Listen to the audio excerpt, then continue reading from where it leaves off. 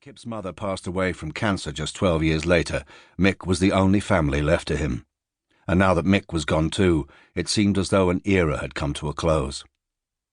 As his sole remaining relative, Kip had been informed by the deceased's solicitor, a lawyer based in Alice Springs named Rex Muldoon, that he had inherited everything. Everything being the few pennies the old man had to his name, a run-down old house with a few outbuildings, a derelict Holden wagon, and some 500,000 acres of land. Kip had been left wondering what the hell he was to do with this unexpected inheritance. With a thriving business of his own to run, he was too busy to look after a bloody great spread, hours and hours away to the south. Yet at the same time, the idea of a stranger taking it over had seemed plain wrong. For weeks he'd wrestled with the problem of what to do.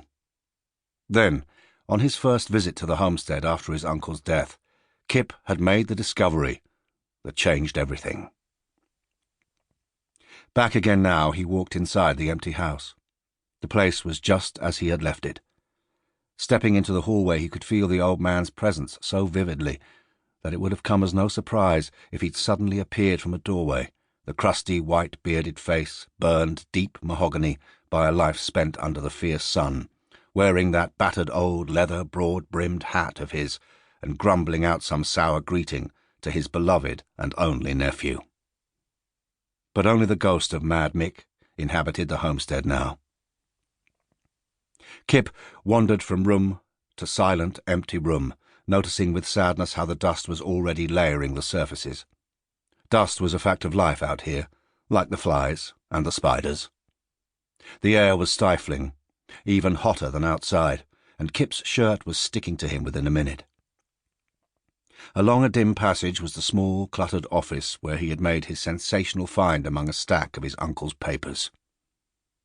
Mick hadn't been a great one for neat filing, and his personal documents had been in a predictably chaotic mess.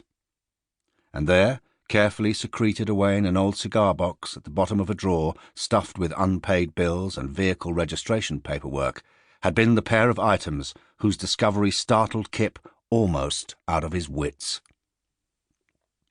For as long as he could remember, going back half a century to the days of his childhood, he'd been enthralled by his uncle's flamboyant tales of what he believed lay hidden somewhere beneath his land.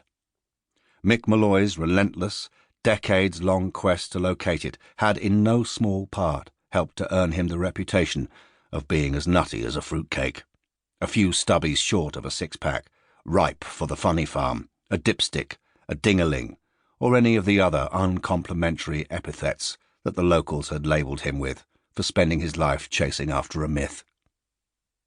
Kip had always been perfectly certain that his uncle wasn't crazy, and strongly defended his good name against such accusations.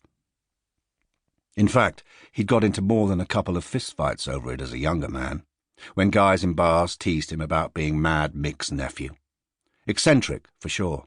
A difficult and bloody-minded sod with little in the way of social graces and no scruples whatsoever about saying what was on his mind, however offensive, without a doubt, but mad. Not an effing chance, mate. Kip had come up hard, never been slow to respond with his fists, and would blacken the eye of any bastard who dared to use that name in his presence. And now, here had been the proof that the old sod might have been right all along. The first item inside the cigar box Kip had found hidden in his uncle's office was a metal nugget, about the size of a guller's egg.